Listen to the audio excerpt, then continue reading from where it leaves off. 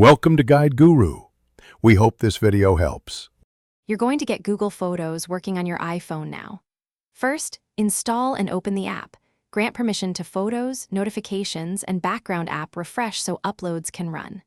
Sign in with the Google account you want to back up, then check storage at the top. Make sure you know if you're using Google One or free storage.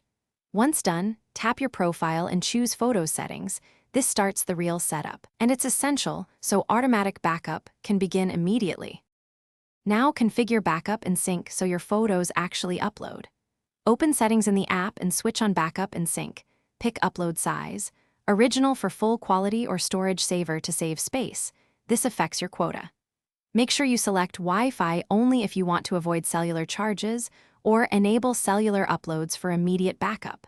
Next, pick which device folders to include and enable face grouping to organize people. This helps Google Photos sort, and finish by learning how to find and tidy your photos. Use the search bar with natural phrases.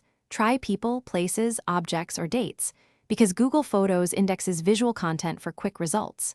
Create albums, mark favorites, and archive screenshots to keep things neat. Once organized, you'll find items faster. If uploads or search don't work, make sure app permissions and background app refresh are enabled, check Google Storage, and force a sync or reinstall the app. This usually fixes most issues quickly. Thanks for watching. Consider subscribing if we helped you today.